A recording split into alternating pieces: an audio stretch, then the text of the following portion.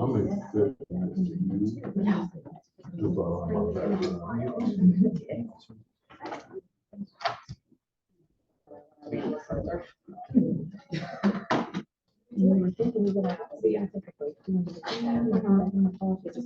Yeah, I might be kicking myself because I signed up next Penny and Molly. And I'm like, let's see how this goes. Okay, just one moment and we will begin. Can I get a thumbs up if you can hear me clearly? Thank you. These are all our. We need, yes, and they are too. And then we need, is Carla? Yeah.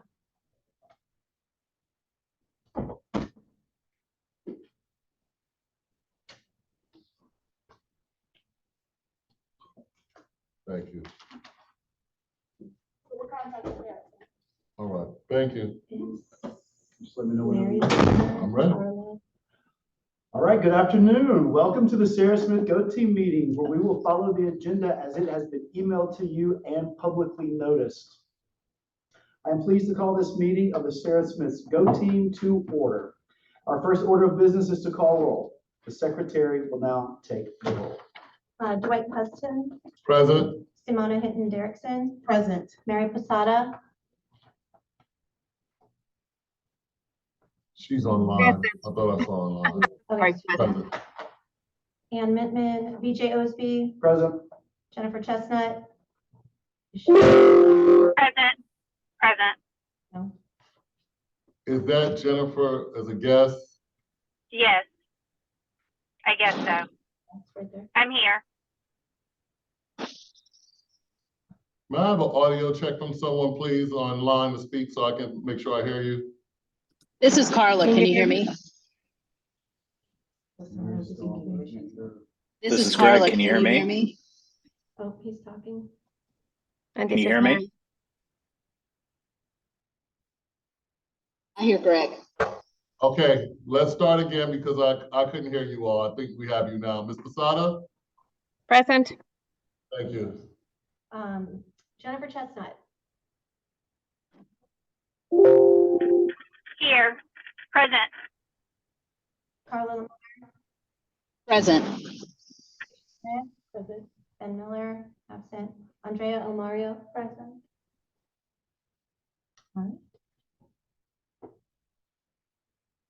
All right, this team will only be able to take official action if a quorum is present. And is there a quorum present? Yes.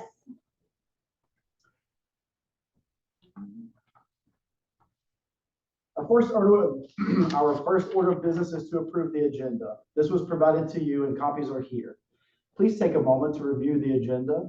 Are there any changes to the agenda? Do we need to note who signed up for public comment, or does that not matter? I don't think so. We'll have public comment at that. Okay. May I have a motion to approve the agenda? I make a motion to approve the agenda. Thank you, Second. Ann. A second. Simona, second. Thank you, Jamona. All in favor, please say aye or raise your hand. Aye. Aye. Aye. Please say nay or raise your hand. Any abstentions?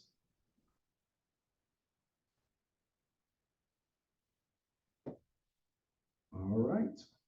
We will review and approve the meeting minutes from our last meeting. The minutes have been provided to you. Are there any corrections? If there are no corrections, may I have a motion to approve the previous meeting's minutes? I move to approve the minutes, Simona. Thank you, Simona. A second. A second. Thank you. All in favor, please say aye or raise your hand. Aye. All opposed, please say nay or raise your hand. Any abstentions? Excellent. Our first action item is to review and update the strategic plan. We will now hear from the principal as they review the final strategic plan. So good afternoon. Today we begin the process of planning our school budget for school year 24-25. I know we're all here for the same reason, and basically that's to ensure success for all students at Sarah Smith Elementary. This meeting is to provide an overview of the draft budget, and well, we won't do the draft budget today, but you'll get some of the details as far as what we have, as far as the amount of money. So the norms. This is a meeting of the GO Team. Only members of the GO Team may participate in the discussion. Any members of the public present are here to quietly observe. We invite and welcome contributions of every member and listen to each other. We will follow the agenda as noticed to the public and stay on task. We will respect all ideas and assume good intentions. So moving forward into the strategic plan, there was a request to share some data because at the point we met last time, Matt was not finished. I think we only had about 25%. And so I will share the data as that drives our strategic plan as well. So this is the end of 2023. Are you able to blow it up or it can't? We can, 1 second.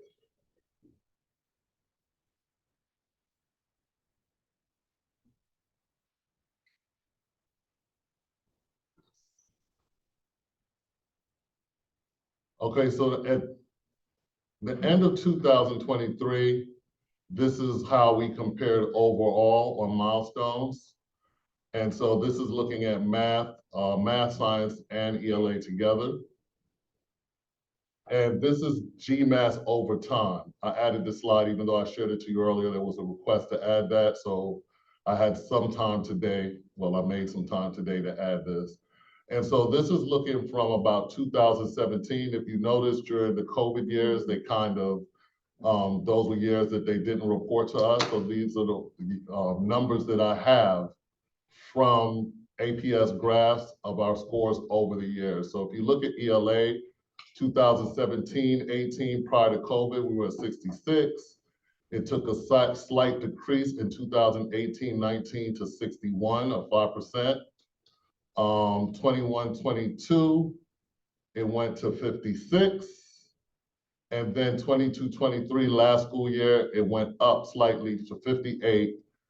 We're waiting to see, you know, at the end of this year what our results will be. Mhm. And then our goal on the strategic plan by 24-25 is 65. So hopefully, if we make adequate progress this year and next year, we will meet that goal. Because the goal, I believe, for the end of this year is 61. So we have about 4% to go. Math, same thing as far as the jump during those COVID years, but stayed flat for 2 years at 66%. In 21-22, it dropped to 57. Last year, it went to 47. And when we talk about CCRPI and things of that nature, that is where we have a major impact, excuse me. The goal is for us to get to 66, so we are working diligently this year to hopefully move the needle. In math, in science, there was a major jump from 17-18 to 18-19 of 12%. But then in 21-22, it dropped to 50. And then it took a 4% drop last year to 46. There isn't a goal set in our strategic plan for us, but I just put 54 because it seems like a reasonable number if we're moving about 4% each year that we should be able to get to 54 by 24-25, if not more. So this is just this information here. You can see it here as well in graphical detail. So here's ELA, and you can kind of see visually where we dropped and then went back up a little. And we're talking about proficient and distinguished when we speak about those numbers. Same thing in math. You see it here, and then science. You see that big jump that we talked about during 2019, and then the 2 years of a little bit more decline. Is there anything that happened during those years that, I mean, I know. So the ladies are out today, the Jack, as we refer to them. Okay, yeah. I did want to speak about what was different in that 1 year where it took a 12% jump. And so I didn't get a chance to talk to them today. We talked about it before, but I wanted to make sure I had the right details as we Okay. shared. Would Carla know? So going back, excuse me.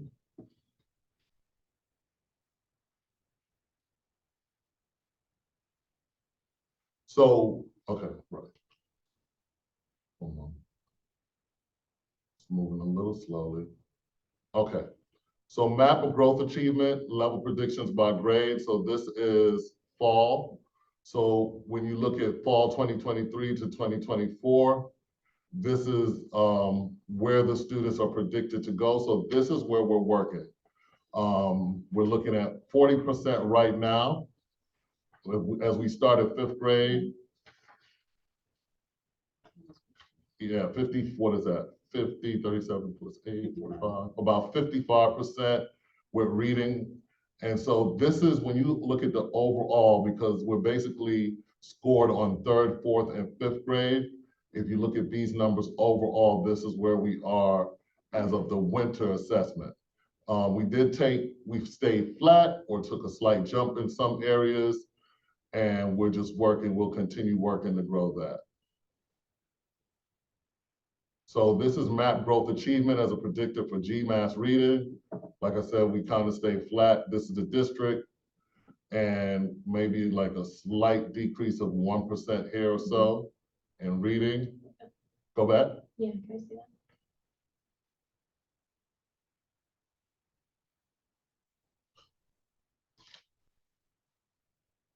Okay, there it is. It's the keyboard. Okay, I think.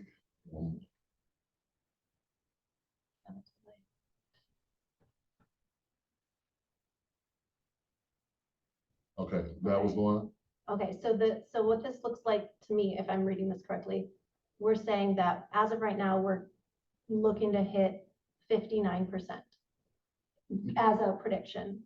40, what? 49. 49%. Mhm. So is that what we're trying to get to 66 or to 61 this year?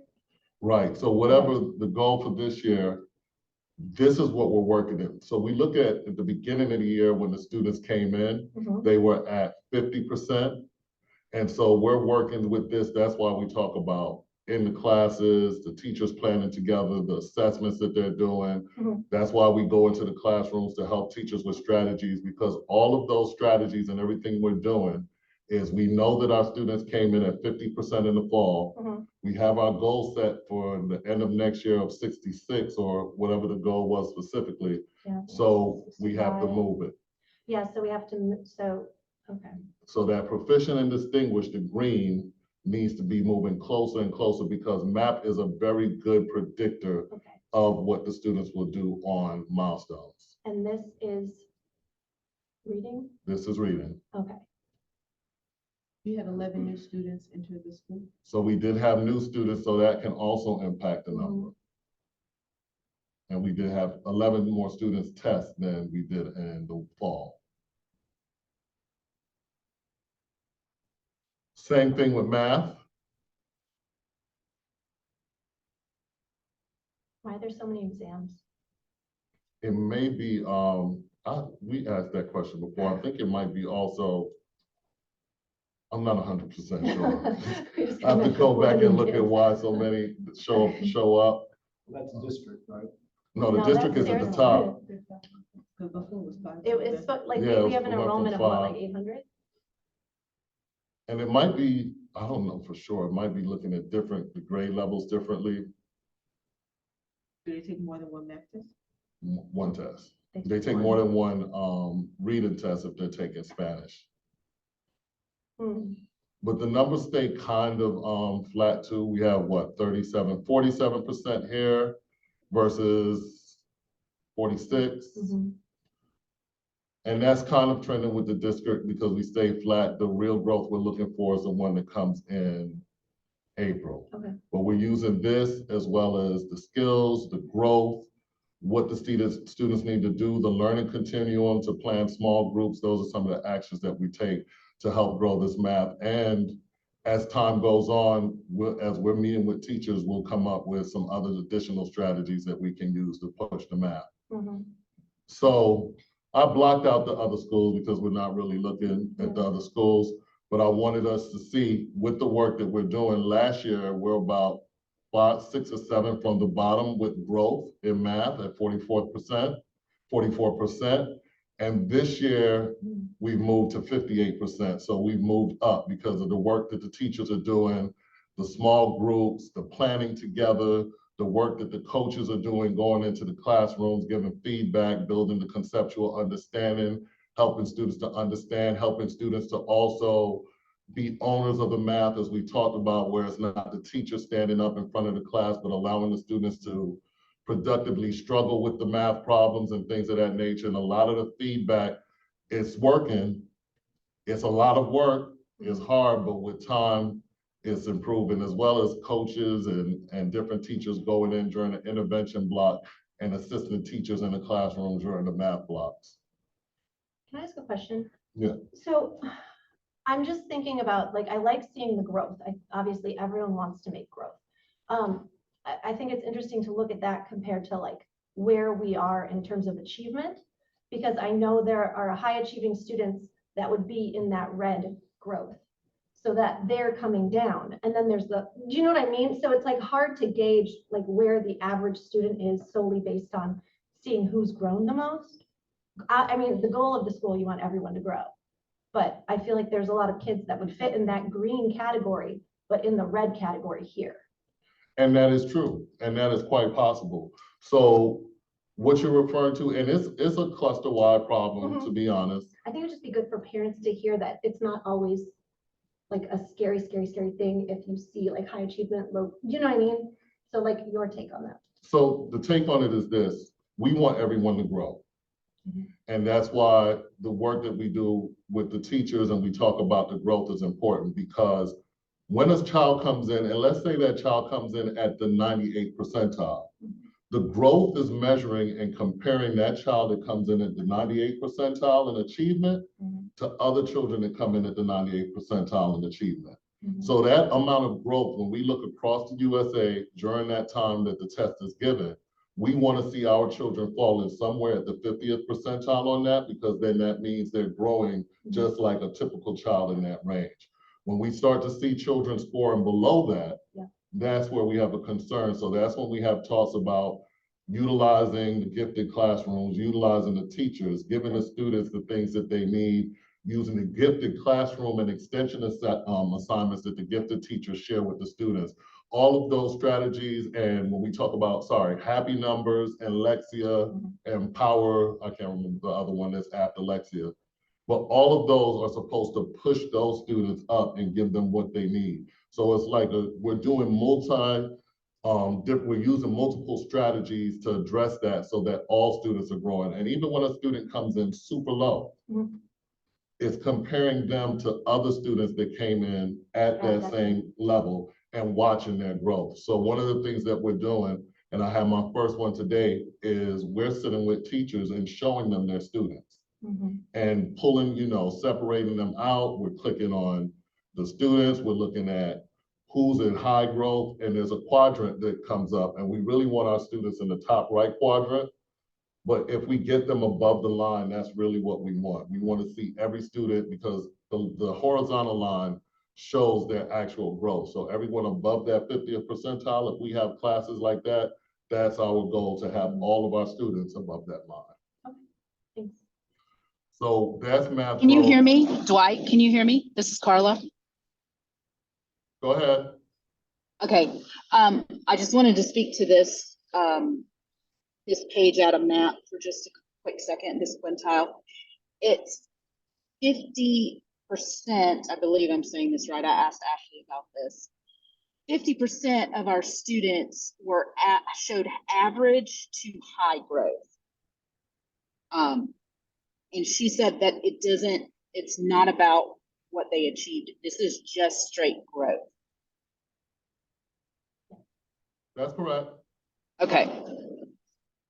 But what we're highlighting here, just to keep in mind, is last year, 22-23, for example, with reading, we were at 50%, right?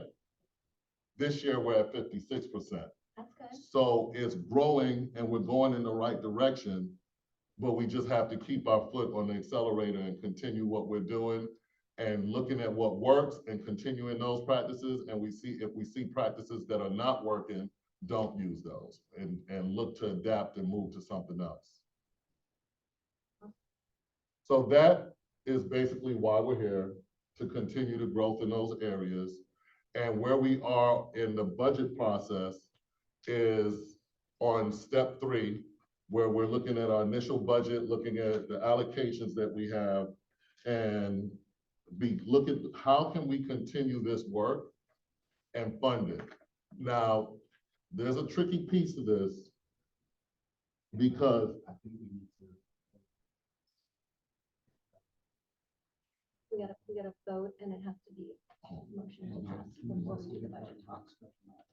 So 1 second, because I feel like my slides are out of order there. I think, well, the reason that we're doing this is because it hasn't explicitly been done in the records. We haven't explicitly approved this. Okay, so let's So go. I don't think it would be in your, It's here. oh, it is, okay. Mhm. So we'll jump ahead because this is the school strategic plan and it's based on that data. You all have copies in front of you. And we have the rankings right here. So let's take a minute to have discussion then, right? Let's have discussion around our strategic plan and our priorities and if we need to shift. Now, I do have a suggestion, but I'll wait for the discussion to happen first before I tell what I believe where we should probably move something higher. Are there any questions or discussion about this action item? I feel like number 2 could move down. I mean, because we're talking about literate community, data-driven multi-tiered system of support, rigorous curriculum. I feel like that's where our priorities, 4 and 5, 3, 4, 5. I feel like that's where our priorities seem to line up when, like, looking at this data and looking at what I'm hearing, the goals that we're going to be doing. But obviously we want a global community. Obviously we want all of these, but it sounds like if we're going to be focusing on the academics, then the academics should be the higher priority. I would pull up 6 with it too. Not in the top 3, but That goes along with double child intervention team. but also you have to appreciate the different ways of learning to move them to grow. Maybe move 2 to below 6. From 3 to 6 should move up higher.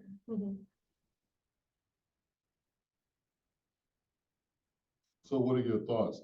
Are 3 to 6 now 1, 2, 3, and 4, and then 1 and 2 are 5 and 6? I feel like 1 is still really important. I feel like that has to do with the way I'm reading it. That's within the school, right?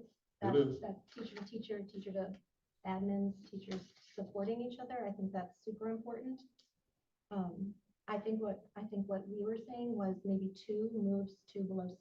Is that? I was taking, 2 moves below 6, so it would be in order. 1 stays 1, 3 becomes the 2, 4 becomes the 3, 5 becomes the 4. Yeah, we just move it up. Just move everything and up. 6 becomes 5. If I may interject, I think what we should be doing right now, though, is just discussing and approving strategic plan, because the next item not is priority. our ranking of the call. Okay. Oh, sorry. Okay. Sorry. Thanks, EJ. So this is the one that we've been using, so We just need to adopt. May I have a motion to adopt this action item, the strategic plan? I make a motion to adapt the action item strategic plan. Did I do that right? Thank you, Ann. A second? Aye. Thank you. All in favor, please say aye or raise your hand. Aye. All opposed, please say nay or raise your hand. Any abstentions?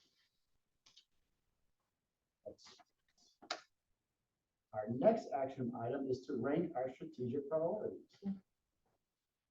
Based upon our approved strategic plan, we now need to rank our priorities for the next school year. This ranking will guide how the principal focuses budget expenditures to address the top priorities.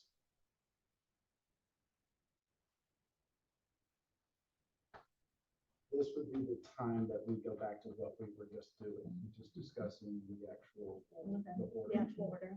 Mhm.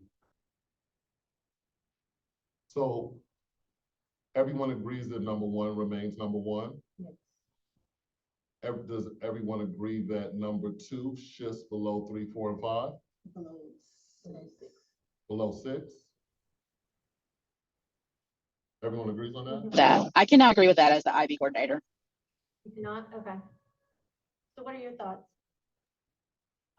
We're coming up on our evaluation, and the way that we get a lot of our money is through signature program. And if we don't meet our goals for evaluation and become reevaluated, we drop down tiers and we lose our funding. So that's a huge hit to our budget if that's not a priority. Yeah, I also disagree. Can you hear me? This is Yes. Jennifer. Okay, I'm driving, so I was trying to, trying to unmute. But I disagree because all of our academics should really fit under the IB umbrella. So, academics is not something separate. IB is not something separate. But IB should be our framework for everything we do because we are an IB school. Thank you for explaining. Yeah. If that's the case, I'll leave it the way it is. I think to leave it the way it That was the original conversation, I believe, as well. Is that right, Carla? Yes.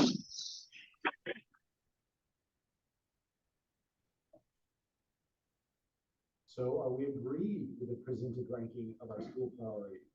Or are there any questions or further discussion about this action item?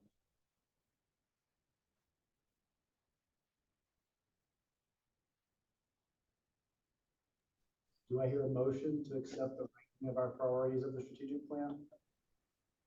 I move to accept the. This, I second. This is Carla. Thank you. Thank you. May I have a motion to adopt this action item? Oh, I'm sorry. Please, all in favor, please say aye or raise your hand. Aye. All opposed? Aye. Any abstentions?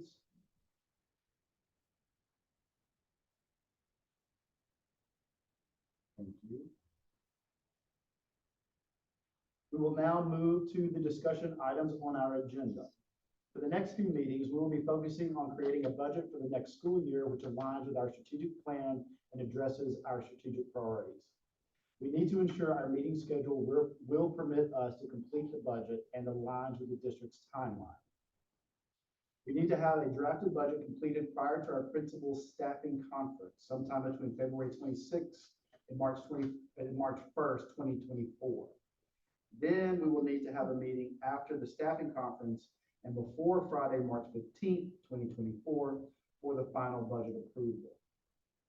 Mr. Hudson, when is the school's staffing conference scheduled to take place? I'm not certain yet. I don't think I have my exact date, but we definitely want to do it before February, our next meeting before February 26th. Right, thank you for that. We will now take a minute to look at our meeting schedule and determine if we can meet the expectation and timeline.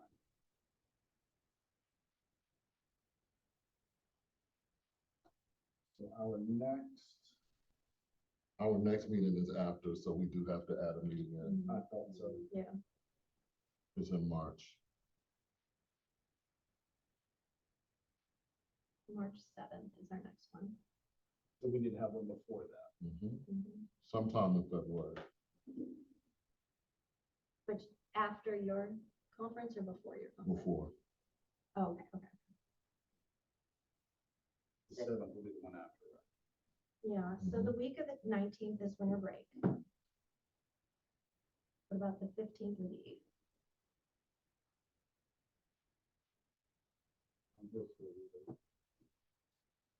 I would go probably, what's going on in the The 8th, we have, the other one. Yeah. The 8th, so the 8th is, a lot of us have the, what is it called? Equity, Okay, the gaps. yes, So the 15th, the 8th, that's what you're doing, the 8th? the 8th is free. Oh, the 8th is free. Yeah. Okay.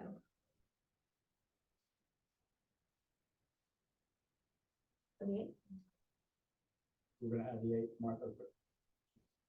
Carla, Jennifer, how are you guys on that? Mhm. Carla, Jennifer, can you hear us? What? Did you, Yeah. yes, I'm sorry. Did I you couldn't say hear the our, date. We're looking at adding a meeting to Thursday, February the 8th. and that is not when the equity meeting is that correct? Equity is 15. Okay, then, that's fine. I'm good. I'm checking. Hold on. Sorry. February. I can do February 8th. Yes.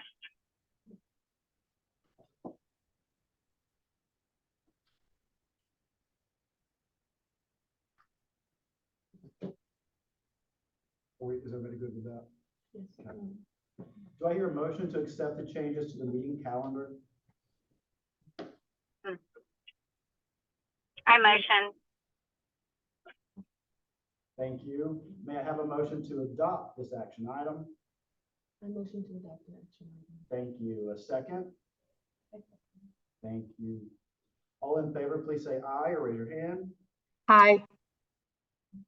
All opposed, please say nay or raise your hand. Any abstentions? Excellent. Thank you. We will now move to our next item on the budget allocation presentation. Mr. Hudson, take it away. All right, let's see if I can get it to start right here.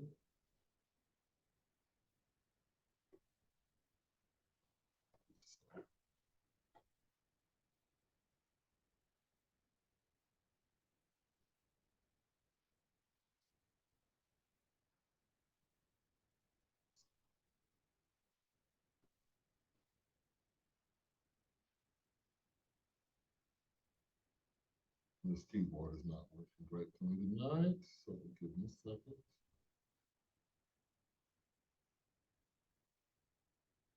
Okay, so this GO Team meeting for our budget allocation meeting, this is the first GO Team meeting. And we'll give you an overview of what we have, the funds that have been allocated to the school. This meeting provides an opportunity for me and the GO Team to ensure alignment on the school's key strategic priorities, gain a deeper understanding of the budget allocation, and provide input to drive the direction of the draft budget. And this work is happening now. So the school priorities, do you have something there about this being a discussion point?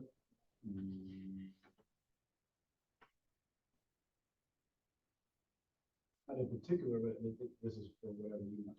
Okay, so this is something that we can discuss as a GO Team. This is what I have suggested as, the most critical things for us. But as a team, we can make a decision about this. So we look at, for FY25, increase math and science scores, especially in 3rd through 5th grade. Implement with IB with fidelity throughout the school across all grade levels. Increase reading, lexile, and writing of 3rd through 5th grade students. And just a question, how can we restructure our program to achieve this? These are suggested things. I've changed the first two as areas of focus, and this does align with what we have in the strategic plan, the first two for sure. Actually all three. So any thoughts on that? I guess I'm just trying to make sure I understand. So you're saying these are where you want to spend the money? Right. Okay, so when it says budget parameters, you want to look to spend money to do that. So we want to But it make doesn't sure, necessarily say like how. we Yeah, just okay. want to make sure that the way that I'm spending the money or the way that, we're budgeting for the school is aligning to the strategic plan, and then the priorities that we have are aligning to the strategic plan, so that if anyone looks at our budget, they say, okay, we can see why they spend that money in that manner because this is going towards the goals that we have as a school. Okay. Well, yeah. For the reading and writing section, should it have scores in there or indicate anything about GMAS or milestones or MAP or anything in particular? You can refine it to state that.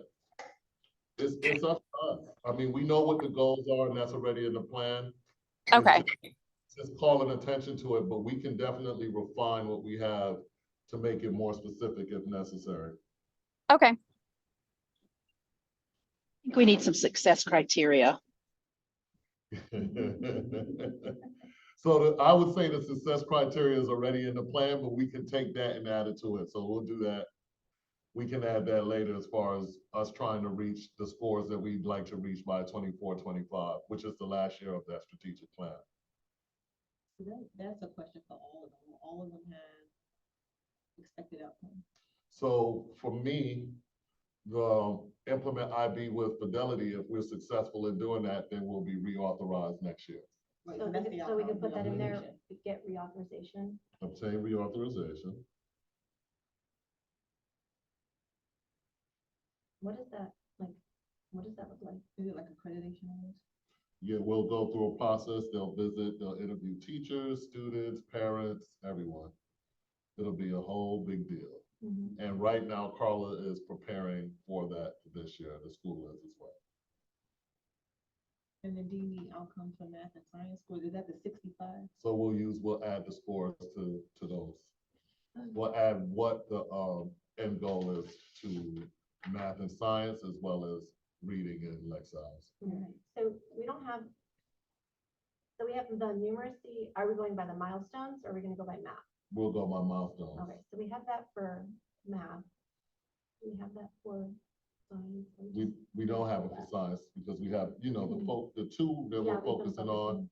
but we're adding it in Mhm. because we're also rated on that when we talk about CCRPI. Mhm. And that's part of, you know, why we need to make sure that that is up to par across the board. So are there things that have worked this year that you're saying, yes, 100%, we're gonna keep this going? Definitely the PLCs. Okay, With teachers planning together, the coaches going in, observing, giving feedback, supporting the teachers, and that's ELA, science, IB. And just the planning, the teachers planning together and then refining the instruction as they see what students need to adjust, so that they adjust the instruction so that kids get what they need in each class. And so looking to see how we can expand upon that and support students even more as time goes on.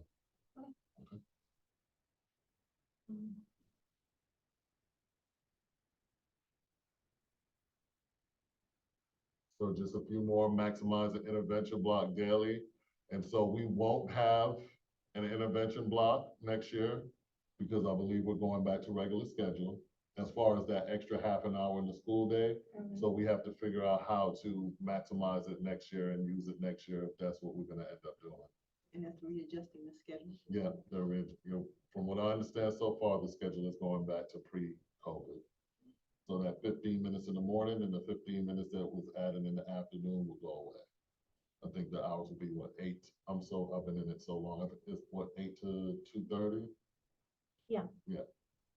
So if the intervention block is going away, are there any, is that like the MTSS? Is that? No, That's still gonna be? That's still, that will still be here, Okay. but we'll also talk about some challenges. And one of the challenges, and I can mention it now, is I have 3 key people that were on the CARES budget, and they now have to be absorbed into our regular budget. And so, you know, the CARES was the fund that came with COVID, and we were able to hire 3 additional people. So when I go through, and that's my challenge right now, because we'll look at the allocations, and I think it's on here. It depends on when I copied it over, but we'll talk about the actual numbers. Mhm. So this budget represents an investment plan for our schools, students, employees, and the community as a whole. These are tied directly to our strategic vision, as we mentioned. The proposed budget for the general operations of the school are $11,214,145. And let's see, I want to make sure I get all the notes on that before we go on to the next one.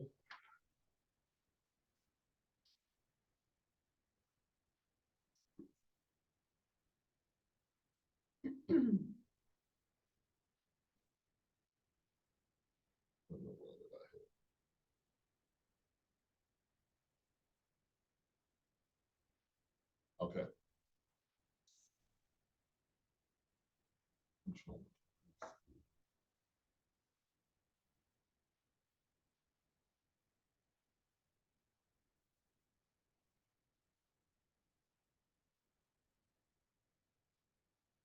All right, so this is our overall budget. We're projected at 846 students, which is just 7 more than this year. I'm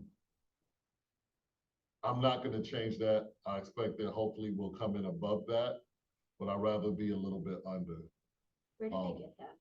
They have a whole department that works on that, and they're pretty accurate. They were pretty accurate this year. Ben asked that question last year, and they were pretty close when we looked at it this year. So when we look at 846, we are allocated $5,324 for each student.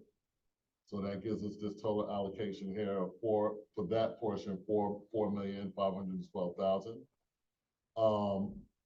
K through 3, I believe, receive extra funds for those lower grades. Since the lower, the kids are younger, they need a little bit more support. 4th and 5th doesn't get that, as you'll see on the next page. We have kids that are in poverty, which I believe they said is direct certification. So these are kids that receive direct benefits. So that's why that number is known, and we earn extra money for that. Concentration of poverty, we only earn 0.03, so that's that. For EIP, REP, 91, and so you see that's a weight of 0.05, so it's just a little bit, 1.05, they earn a little bit more for those students.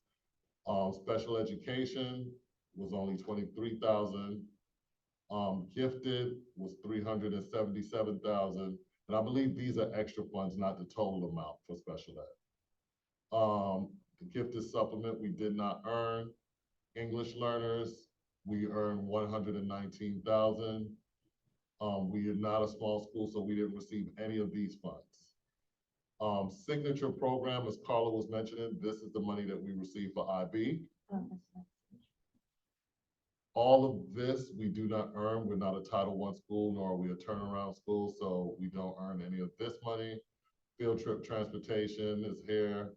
Because we have a dual campus and certain teachers can't be shared, we earn, in different resources, we earn a supplement, and that's that supplement. These stipends are for our leadership team. And then to kind of alleviate the impact of CARES going away, we were given one additional position that could flex with us, that we could flex and use it where we need it. To help with alleviate the impact of losing those CARES funds. And then, so this is the total FTE allotments, our total additional earnings, and this is our total allocation for the year. Sorry, It's what's supplement. FT? I'm sorry. Go ahead. Full-time employee. How does one earn a gifted supplement? I'm sorry? How do you earn a gifted I'll have supplement? to ask them, I'm tired. So where does DLI fall in? It doesn't, It doesn't. No. So where does that money, is that, from our budget. that comes in? But I That's thought why- that was supposed to be, I thought you weren't supposed to use school funds. I thought that was supposed to come from district. It comes No. from us. That's why, some people, it's a challenge because we don't get additional funds. The only funds that you would see that for are where you look at ELL. Okay. Because but this encompasses all English learners in the school, whether it's Chinese, Spanish, French, whatever have you. That's where we would get additional funds for the students that may speak Spanish that are in DLI that still need support with English. as English to speakers of other languages. Those would be those funds. That would be the funds that we see here. How does that flex amount compare to the CARES amount that we received? Oh, nowhere near. Not Nowhere near. What the flex amount, Wasn't it like 250? 130, we had, just in positions alone, let's say it was about, you said 250, it's about 250. I'm just thinking right off the top of my head, about 240, 250. Plus the additional money for supplies and things of that nature. So that was another 180. So that's, it doesn't compare. If you have so many EIPs, well, I know that's a district thing. Why special education has such a low weight? I don't think that's the full special education amount of money, because it's also by their categories. So depending on the needs of the child, I think there's about 5 categories of special ed off the top of my head. So based on what the needs are, the more needs they have, like Oh, I see. there's more funds for it. There are more additional funds. And so I will have to double check where that's calculated. Can I ask about the gifted versus the gifted supplement? Like, what's the difference? That's what he was just asking. I Yeah. said, I'll get an answer for Okay. that.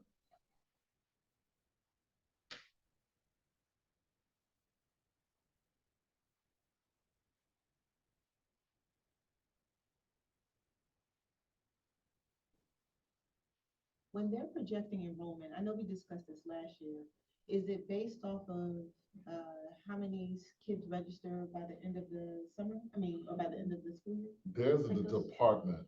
They have all that- kind of algorithms. Yeah. That they use based on real estate being built, apartments versus condos, if they, So like the final number we go with, right, is like the 20-day or whatever what's the day? Mhm, 20. So if more kids come after the 20-day, we get no more money. Yeah, So until that's next why it's like, yeah. If you're gonna come to school, come to school. And it happens every year. Schools up north start after, It started after Labor Day. after Labor Day. And that's just, it happens every year. Mhm. And so this is just another view of the same thing. you may And think- schools that are at their capacity, receive additional amounts of money, but we don't have that either. I believe it was asked, I don't know if I caught the answer, why was there no allocations for 4th and 5th? It's for basically the lower grades need more support, and so they get a little bit of additional funds.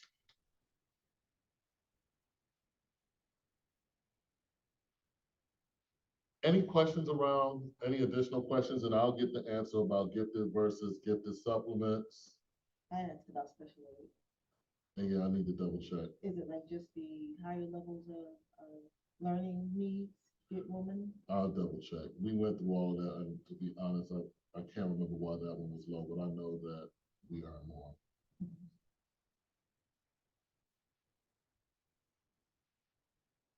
And so we've already established today's meeting we've had, and now we've established that we will be meeting to discuss the actual budget that we draft out.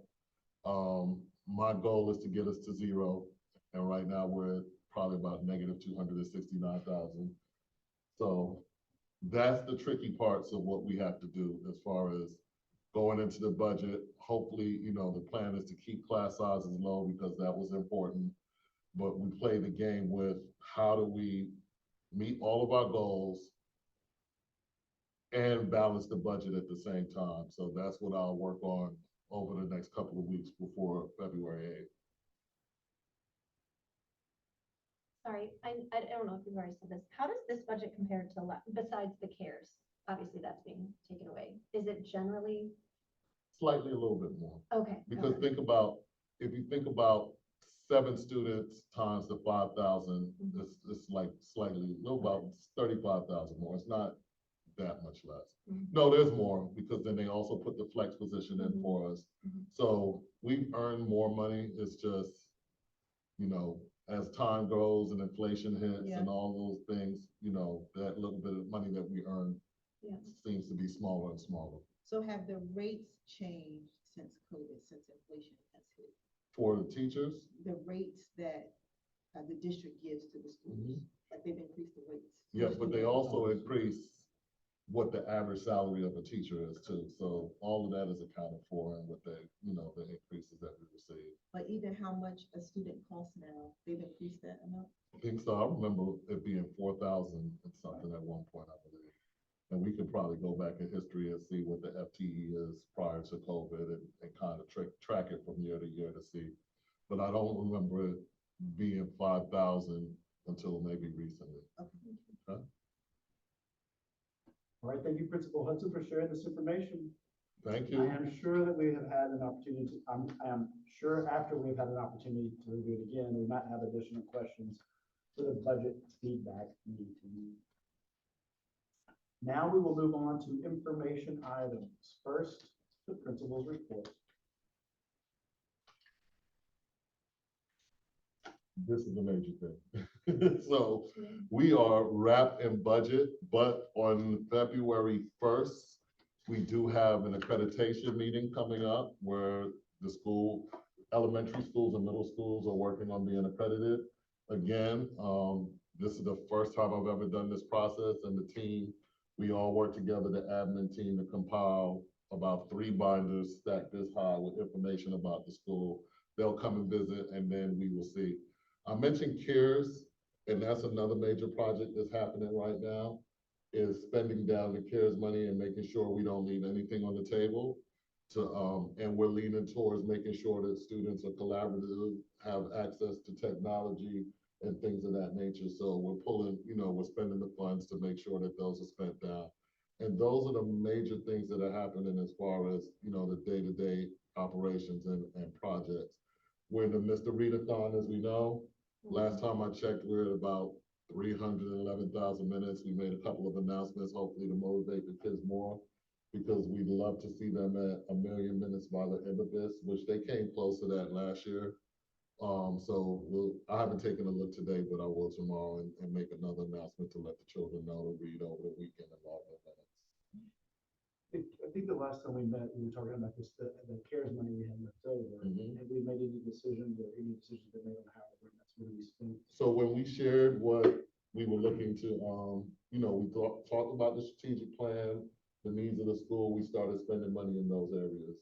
And so like we talked about getting, looking at the top 5 languages of the school and getting books in those languages in the media centers. So that's some of the places we spend money. We spent money on books that will help teachers, so professional development books. We spent a ton of money on just materials and supplies to come into the classroom. We spoke with the leadership team and asked them what are some things that are needed, and we're getting stuff back. Technology, we're gonna have a nice collaboration station over there with 3 screens and collaborative furniture so kids can actually plug in. We're working on getting, it's getting tricky, but we're working on getting a Mac cart, so students will have access to partner and work together there. The esports room, we're looking at making that esports and innovation. So we're starting off with esports, but as time goes on, adding more things. So, adding more innovation and being able to work together. So piece by piece, we're doing what we can, but we are taking a chunk of that money doing exactly what we said based on the last meeting. So really no changes to that from what we did last meeting or what we said. All right, thank you, Principal Hudson. We will now hear about additional information items. Map data. Well, I think the map data we went through earlier, so we're good there. Okay, Public comment? that's going to be in just a second. For announcements, we remind all GO Team members to complete their budget training on the LS platform. If you need assistance with the platform, contact the GO Team office. Does anyone have any additional announcements? I have a question, I guess, and this is on behalf of 3rd, 4th, and 5th grade classroom teachers and myself as a GO Team member. So much of what we do with GO Team, so much of our strategic plan, our SMART goals are based around GMAS. As you can see, so much of what we're discussing is about GMAS and testing. We had a staff meeting on Tuesday that was focused on GMAS and doing the work that we need to do, that we always do, to get our low performers higher, our high performers higher, bridging those gaps, meeting those targets, just a huge GMAS academic focus. But we are still talking about doing IT week prior to testing. And doing IT week prior to testing, you lose basically 4 core instructional days. Part of what we discussed was absenteeism and how it directly correlates with low test scores. And I feel like if we're doing IT week, and that's not just me as a PE teacher, not so much, but as a GO Team member, and what I'm hearing from 3rd, 4th, and 5th grade classroom teachers is it would be a high preference to have that after testing because we're losing core instructional days prior to GMAS. And that certainly makes sense to me coming from the classroom and not see that as a concern. Many said that they responded to surveys, but what we're getting back is that that's not an option. So we had discussions about moving it to different times of year. We did send a survey out for the different times, and we're going to look at that and evaluate it. One of the things that we were considering was also not waiting till the end of the year to pile on all these fun experiences, but to keep school fun and have different experiences throughout the years for students so that that will motivate them to come to school, participate in things of that nature. And so that's part of the discussion, but we're still in those discussions looking at it. So the 4 days of instruction is the key to that. Because I've also heard, well, we wanted to celebrate certain things before those times and things of that nature as well, right before the holidays. So we are looking at it. We talked with PTO about it last week or a couple of weeks ago, and it's something to consider. Also, what was thrown out on the table, which I don't really agree with, is pulling IT week out for 3rd, 4th, and 5th. And just doing it for K1 and 2 because they've heard, and I know for a fact at the previous school I worked, where I worked during milestones, the PC had IT week. And so 3rd, 4th, and 5th was testing during that time, but then PC had IT week. Don't necessarily agree with that, being an IB school, wanting to see our students learn about different cultures throughout the year and, just that focus. And so another suggestion that came up is maybe pulling out so many of the activities and then making some of the activities more around the curriculum that we're actually studying and have that come in at that time. So it's not, I don't think it's a loss of curriculum, but loss of that time where you could at least embed math, embed ELA, social studies, science into whatever country that we're studying at the 3rd, 4th, and 5th, and then keep it with arts and crafts at K1 and 2. So those are some of the suggestions that I've heard, and we'll keep discussing it. So is the issue that 3rd grade doesn't want to do with some of those ideas? I mean, I think the issue is the timing of it. Right, that's what I being 3rd before, losing 3 days right before the break. Right. So moving it a week is just a preference? No, they want it back after milestones is over. In May. In May. In May, yeah, but you're saying because it's so close to the end of the year, we lose participation? No. Oh, okay. I mean, it gives an opportunity for students to talk about it for a longer period of time and for the rest of it. It's not just, oh, we do this in May and then it's over. And I thought that was, someone said that, I think it was Ms. Chestnut, and I thought that was, I had thought about that, and that is a great idea. I do like that idea. But I guess it goes back to what I'm hearing from 3rd, 4th, and myself too, is IT week is highly important, invaluable, especially as an IB school. And I agree with you, pre-K through 5th. But again, what I've heard is the survey went out, people responded after testing, and then it came back out, pick this date, or this date, and it was all Prior to, and that was based on some discussions that we had on PTO, and Carlucci was there, and we put out some other possible dates. And I mean, because we also have to consider our parent volunteers as well, because they're a major. Go ahead. I'm sorry. I just wanted to speak to the survey. I sent a survey out and we did not communicate. I did not communicate with I was sent a survey and they sent, well, Repeat, please, you're breaking up. oh, I'm sorry. Can you hear me now? Is this better? Not better. No, better, better. Better. Oh, okay. I was just saying, I sent a survey out, not realizing that PTO was going to send their own survey. And I had a lot of questions around curriculum and everything and time of year, and they were more focused on time of year. So that was kind of why two different surveys went out with a little bit of two different timelines on there, I guess. But I haven't.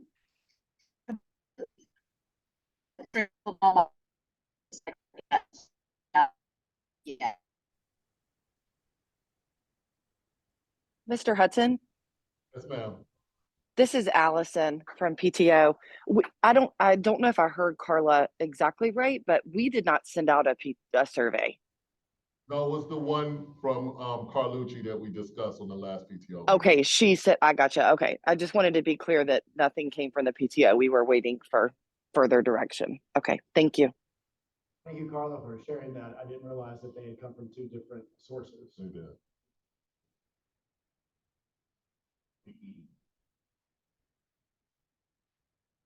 All right, so next up on the agenda, and I don't have anything in my script for this, and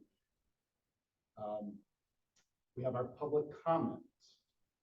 So, yeah, each person who is here who has signed up ahead of time for public comment, you will have the floor for 2 minutes.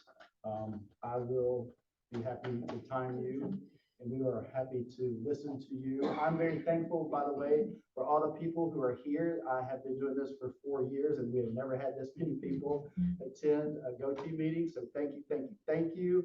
And thank you to the people who have signed up for public comments. If it's okay, I think we will start with Ms. Zelinski since she is in-house. Where do you want me to go? Wherever you would like to go. Okay, I'll stay here. No, no, Mr. Linsky, please. Come on up to Just that- because this of the on microphone, yeah. here. Yep. Right, The right. microphone. Ann, are you timing?